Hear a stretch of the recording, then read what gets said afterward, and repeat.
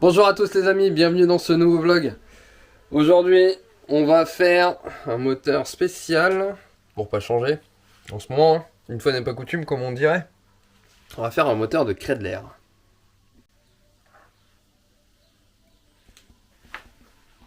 Alors, voilà le petit moteur en question. Alors bon, forcément, hein, j'imagine que ça va pas trop te parler. Donc c'est un moteur spécifique, hein, tu vois, hein, la pipe d'admission étant juste ici, sur le côté, hein. Je sais pas si certains auront compris ou pas. Je vais essayer de t'en montrer un peu plus de l'intérieur. Donc tu le vois ou pas d'ailleurs. Voilà. Là, tu vois, il y a un truc qui passe en plein milieu. Juste là, là. Ce truc-là, ça s'appelle un disque rotatif. Alors, pourquoi donc si tu veux, en fait, sur ce type de moteur, hein, donc en l'occurrence, ça c'est un moteur de Kreidler Van Veen 50 cm3 à la base. Je te dis bien à la base parce que celui-ci va être un peu bidouillé. Donc sur ce genre de moteur, en fait, hein, tu n'as pas de boîte à clapet comme sur un moteur, je dirais un peu plus conventionnel comme on le connaît aujourd'hui. Au lieu de ça, en fait, tu as un disque qui tourne, qui est entraîné par le vilebrequin, donc forcément qui tourne à la même vitesse que le vilebrequin. Et c'est ça en fait qui fait office, entre guillemets, de boîte à clapet. Sauf que la boîte à clapet, elle, s'ouvre et se ferme de façon automatique, hein, avec la dépression qui est créée dans le bas moteur par le piston. Là, comme je te disais, le disque est entraîné par le vilebrequin. Donc t'imagines bien que le disque, il ne fait pas 360 degrés, il a une ouverture, alors je sais pas du tout de combien, je te dis une connerie, mais admettons, là il a peut-être une ouverture de 70 degrés par exemple. Ce qui veut dire que pendant 70 degrés de rotation, ça va être ouvert pour permettre au mélange gazeux, donc air essence, de rentrer dans le bas moteur. Euh, et ensuite, hein, sur le nombre de degrés restants, hein, je fais pas le calcul de tête, tu m'en voudras pas, le disque donc ferme totalement l'orifice, hein, ce qui permet au moteur de faire son cycle de fonctionnement normal. Voilà. Donc celui-ci, pourquoi il va être un petit peu spécifique tout simplement parce qu'il va pas être en 50 cm3. Moi, le moteur, il m'est arrivé ici avec un cylindre déjà adapté dessus. Et je te montre ce que c'est tout de suite. Tu vas voir.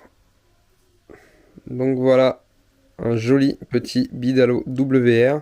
Et donc c'est pas le 50, hein, celui-ci c'est le 70. Donc là, le cylindre est totalement stock, hein, c'est la machine, hein, je l'ai déjà passé au banc il y a de ça quelques temps. Et donc maintenant, en fait, après avoir fait quelques essais, il s'est avéré que bah, c'était pas fameux. Pourquoi? Parce que clairement le pot d'échappement qui était sur la machine n'était vraiment pas adapté à ça. Et qui plus est, hein, donc le cylindre était totalement stock. Tu le sais, tu le sais pas, hein, le 70 Bidalo, c'est pas vraiment un moteur de course, hein, c'est un moteur qui a plus été typé, excuse-moi, qui a plus été typé all day que pour la compétition comparé à d'autres marques. Et donc, forcément, les internes de ce moteur ont été axés pour ça et non pour la compétition. Donc moi, forcément, je vais rectifier, si je peux dire ça comme ça, hein, parce que c'est un très très bon cylindre quand même. Disons qu'on va dire que je vais le coursifier en fait, hein, donc via une préparation d'un cylindre et ensuite la pose d'un échappement qui va mieux lui correspondre. Donc pour le moment, hein, je suis au tout début de cette vidéo, tu le vois bien. Donc moi j'ai déjà pris toutes les valeurs de mon côté, hein, donc diagramme, squish, taux de compression, etc. Et à partir de là, moi j'en déduis des choses et je vois ce que je fais. Normalement, si tout se passe bien, je te dis si tout se passe bien parce que la vidéo est tournée sur quelques jours, hein, à chaque fois comme toutes mes vidéos.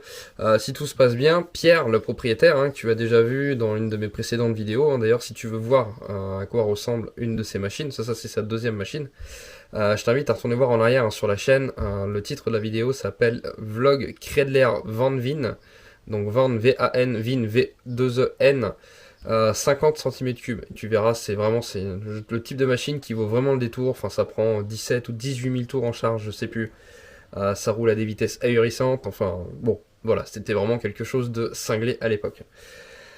Et donc, Pierre est revenu me voir pour sa seconde machine. Il m'a demandé, Aurélien, voilà, est-ce que tu peux faire quelque chose là-dessus, 70, voilà, j'aimerais bien que ça marche un peu plus. Bon, lui, c'est vraiment pour son plaisir pur et dur. Hein, il fait pas du tout de compétition ni quoi que ce soit.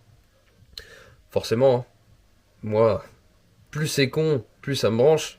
Donc j'allais pas dire non. Voilà, donc maintenant, je vais m'attaquer à lui mettre une bonne séance. Bon allez, on passe directement dans le vif du sujet. C'est-à-dire que moi, donc j'ai déjà commencé un petit peu à gratter le cylindre. Je vais continuer, hein. Bon, j'ai commencé, tu m'excuseras, hein, beaucoup sans toi. Pourquoi? Parce que tout simplement c'est très très difficile de montrer ça en vidéo, hein. C'est compliqué d'avoir une bonne prise de vue et d'avancer en même temps. Enfin voilà. Donc là, on va passer sur un petit timelapse. Moi je finis, il me reste un transfert à finir. Après je passe sur le conduit d'échappement, puis bien sûr je vais te montrer exactement le travail fini. Au niveau des valeurs, hein, de base, là-dessus, grosso modo, on avait 190 à l'échappement et entre 130 et 131 sur tout le reste des transferts. Voilà. Donc moi, je reprends tout ça, je remonte un petit peu tout ça, hein, comme je te le disais dans le début de la vidéo. Voilà, c'est un cylindre qui est axé, on va dire, endurance. De par ces diagrammes qui sont relativement bas, hein, et qui sont forcément trop bas pour un 70. Donc moi, je remonte tout ça. Donc 134, 132 et 194 à l'échappement. Je pourrais monter un peu plus haut, mais je préfère me limiter pour essayer de pas trop casser de couple non plus sur le cylindre. Voilà. Allez, on enchaîne. Lying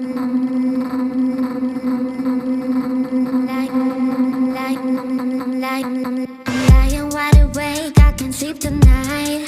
Staring at the ceiling like a restless child. Cause you're running around telling all these lies. You're telling all these lies, boy. You said you needed space, bet you're out right now. Drinking with your friends, having a good time.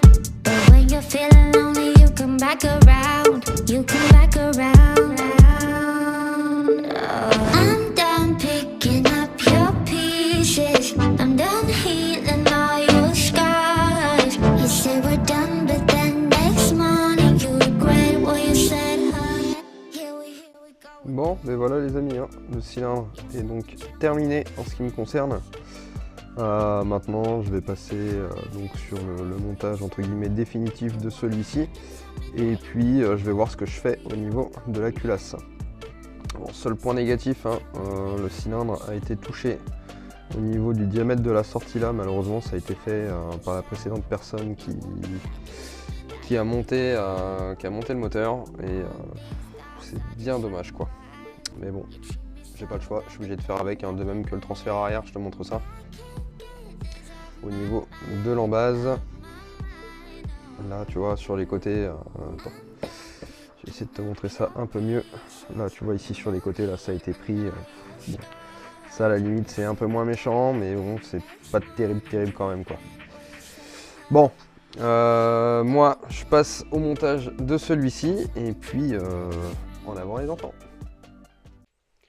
Allez, cylindre remonté, culasse montée, piston neuf, etc. Bref, donc le moteur est prêt à remettre dans le châssis maintenant. Et puis prêt à faire donc ses premiers cris. Je te montre le côté embrayage aussi, hein, qui est assez sympathique à voir. Donc embrayage à sec, hein, tout ça c'est bien sûr c'est d'origine, hein, sur ce type de moteur. Voilà. Donc maintenant, hein, j'attends moi l'arrivée du client qui va arriver, donc maintenant, pas tout de suite, mais dans 2-3 jours, parce que là maintenant moi c'est le week-end. Et donc avec le client, on le mettra dans son châssis, on fera la mise en route ensemble, et on va le mettre sur le châssis de banc. Pour toi, ça va être dans quelques secondes. Bon, ça y est les amis, hein, Pierre, ici présent, vient d'arriver, il m'a ramené la machine. Donc voilà, hein, pour ceux qui avaient vu la précédente vidéo, donc ça c'est la Credler Van Veen orange qu'il a, hein. La première était la verte. Vous la verrez peut-être tout à l'heure dans la vidéo, parce qu'elle est ici aussi. Maintenant, eh bien entre guillemets, hein, comme on dit dans le jargon, on jette le moteur dans le châssis et puis on va mettre ça en route. Et ça y est, hein, la moto est sur le banc d'essai, hein, tu vois. Donc là tu la vois tout assemblée. Moi j'ai déjà commencé un petit peu de mon côté, parce que c'est vrai que bon, faut que ça avance aussi. Et c'était un petit peu compliqué ce matin, je te le cache pas. Donc là, hein, tu vois, la dernière fois quand Pierre est venu, donc on avait la courbe rouge. Là en faisant 2-3 bricoles, etc., en continuant de travailler, et après la prépa du cylindre, donc on est atterri sur la orange. Et actuellement je suis sur la jaune. Donc en fait à partir de la orange, hein, qu'est-ce que j'ai compris? J'ai compris qu'il y avait un gros souci côté allumage. Donc je t'explique pourquoi un petit peu. Tu vois, le boîtier d'allumage, c'est la petite boîte qu'on a là, hein, c'est de l'allumage qui est totalement programmable, de marque Initech, je ne sais pas si certains vont connaître ou pas. Donc ça fonctionne uniquement grâce à la batterie, hein. C'est la batterie qui grâce à qui donne son jus à l'allumage pour avoir de l'étincelle. Au niveau du moteur, pour la partie allumage, tu vois, on a uniquement le petit capteur pick-up ici qui vient capter le passage du entre guillemets rotor, si je peux dire ça comme ça. Je dis ça parce que c'est pas un rotor, hein, vu la taille du truc, voilà, c'est uniquement là pour avoir vraiment le point de repère en fait, hein, pour l'étincelle à la bougie. Et donc ensuite, c'est là où il faut travailler, hein, donc c'est dans le boîtier ici, hein, où là forcément il y a la courbe d'allumage. Donc pour ça, tu vois, hop, il y a le logiciel qui est là. Je sais pas si tu vas bien voir parce que c'est un peu blanc quand même. Ouais, là on voit un peu mieux. Donc là, tu vois, voilà, il y a le logiciel qui est là. Là, c'est une courbe d'allumage qui est en cours de travail pour le moment. Et donc grâce à tout ça, déjà, voilà, j'ai réussi à récupérer énormément. Donc là, dernière courbe que j'ai faite tout à l'heure, je suis sur la jaune.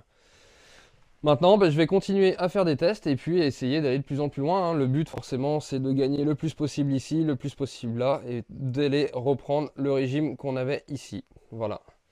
Allez, c'est parti.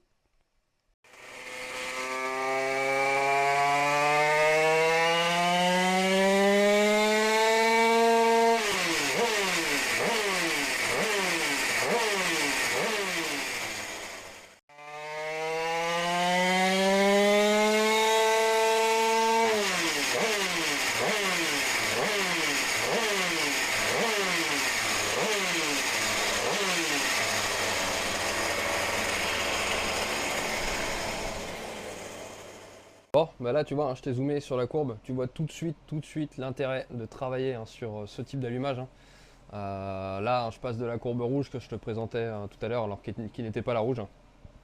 Je sais plus exactement quelle couleur elle était, enfin voilà, c'était la courbe la plus haute que j'avais tout à l'heure, je crois que c'était la blanche si je dis pas de bêtises. Là tout de suite, tu vois, je passe à la courbe verte, hein, donc vraiment en travaillant sur les avances de l'allumage. Je récupère donc de l'accélération partout, de la puissance, je commence à réussir à prendre un petit peu de régime.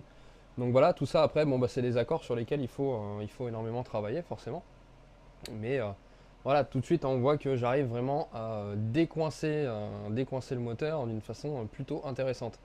Alors moi l'idée c'est quand même d'aller prendre encore plus de régime que ça, mais bon, on va voir, il faut encore faire des tests, hein. Pour le moment j'en suis qu'au début. Et je te cache pas que je découvre aussi, hein, le système, alors que tu vois là. Forcément j'ai la tête devant, merci le zoom sur ma tête. Je sais pas si tu vas trop voir, hein, mais moi je découvre donc le logiciel, hein, Initech qui va avec, donc bon, forcément c'est un petit peu compliqué pour moi. Je vais essayer de te faire une mise au point dessus. Voilà. Voilà, donc là, hein, tu vois la dernière courbe d'allumage que moi j'ai programmée, que j'ai mis donc dans la machine. Allez, maintenant je continue encore une fois là-dessus, et puis on va voir jusqu'où ça va nous mener. Bon, tu vois, ça a encore un peu évolué. Alors pas forcément en termes de puissance pure et dure. Parce qu'on Par contre, on a gagné en termes de régime, hein, juste ici. En gros, la plage d'utilisation en fait, hein, devient vraiment sympathique. Bien que pour moi, elle est quand même trop courte, hein, 13005 fin de régime, il manque pour bien faire, on va dire au moins 1000 tours pour être pas mal. Donc là maintenant, je vais essayer de travailler en fonction de ça, quitte à perdre un petit peu en accélération, mais d'avoir quelque chose qui soit plus à l'aise sur le haut régime. Bon, les amis, c'est un peu la merde. On a fait de la casse. Alors, pas au niveau du moteur, hein, ni quoi que ce soit, loin de là. Non, par contre, le système d'embrayage, en fait, il y a un petit roulement dedans qui malheureusement a explosé. Donc, on est obligé malheureusement de stopper les tests là-dessus. Donc, bon, c'est comme ça. Je te montre un petit peu. Alors, hop, donc tu vois le système d'embrayage, hein, est fait comme ça. Il manque juste le plateau presseur qui, lui, est ici. Et par-dessus, hein, c'est un système un peu spécifique. Au lieu d'avoir des ressorts d'embrayage, en fait, tu as un diaphragme comme ça. Ça fonctionne un peu comme un disque d'embrayage de voiture, pour ceux qui connaissent. Voilà. Et donc là, tu vois, hein, le malheureux, il est là. Le petit roulement qui a explosé, hein. Alors, ce que j'en ai retrouvé, il y en a un autre morceau qui est là. Ça, c'était la bague intérieure. C'est vraiment un tout petit roulement qui, lui, vient se mettre dans le bout ici. Et malheureusement, il s'est complètement soudé et j'ai rien du tout pour réparer. Ni moi ni Pierre avons les choses en stock, donc bon bah écoute, c'est comme ça. Donc bon, on est obligé de stopper ici. Bon, heureusement quand même, hein, j'ai eu le temps de faire pas mal de tests sur la machine. J'arrive pas encore à quelque chose que j'aurais aimé, mais bon voilà, je suis bloqué là. Donc voilà, hein, pour le moment, la dernière courbe que j'ai eue avec la machine, et donc je vais te remontrer comment elle était à l'arrivée pour bien se rendre compte un petit peu du gain qui est quand même assez phénoménal, malgré qu'il manque encore du régime moteur, hein, mais bon, voilà. Hop, je te remontre ça. Donc voilà, hein, courbe verte à l'arrivée, courbe rouge dans l'état actuel des choses. Donc bon, la suite, hein, ça aurait été de continuer, enfin surtout de travailler sur la longueur d'échappement pour modifier son accord, quitte à perdre un petit peu en accélération, hein, mais pour essayer d'aller recoller au moins sur le régime maxi. Je pense qu'en faisant ça, à mon avis, la puissance, elle aussi aurait continué à monter. Mais bon, c'est pas grave, c'est comme ça. Maintenant que j'ai les références, hein, surtout de l'échappement que j'ai trouvé qui s'adaptait pas trop mal dessus. En l'occurrence là, c'est un pot SCR Racing Line 70 de Derby hein, qui fonctionne dessus. Alors attention, hein, c'est à prendre avec des pincettes, hein. Si jamais tu regardes cette vidéo et que tu roules sur route ou quoi que ce soit avec un Derby ou un AM6 ou peu importe, avec un cylindre 70 WR, c'est pas dit que ce soit le même échappement qui marche sur ton moteur. Pourquoi je te dis ça? Parce que le moteur Kedler est très très particulier, en l'occurrence surtout avec son émission par disque rotatif hein, que tu as pu voir au début de la vidéo. Et surtout c'est des moteurs avec très très très peu de volume dans les carters. Donc c'est pour ça que c'est vraiment quelque chose à prendre en compte. Là, je dirais que le test et la validation de l'échappement est vraiment valable uniquement pour ce moteur-là, dans ce cas bien précis. Pour toi, sur un derby ou autre, je peux pas te garantir que ça va fonctionner bien, mieux, moins bien qu'autre chose. J'en ai absolument aucune idée. C'est vraiment particulier. Donc, je ne te l'ai pas précisé, hein, mais t'imagines bien que du coup, Pierre va repartir avec cet échappement-là. Il a une connaissance à lui qui fait donc des échappements entre guillemets sur mesure, hein, donc il va copier en fait simplement les cotes du pot existant pour les modifier et faire en sorte hein, de les adapter pour un échappement qui se monte sur le châssis de la Kreidler. Tu t'en doutes bien. Voilà, voilà. Bon, bah dommage, hein. Une fin un petit peu moins drôle que prévu, mais bon, c'est comme ça, hein, c'est les aléas de la mécanique aussi, donc bon, ça arrive parfois. En attendant, je vous remercie tous de m'avoir suivi, je vous dis une bonne soirée, merci encore pour le nombre d'abonnés, etc., tous les likes que vous me lâchez, enfin bref, vous me donnez grave de la force et ça fait vraiment plaisir, donc merci à tous. Et encore une fois, n'oublie pas, like, partage et abonne-toi. Salut!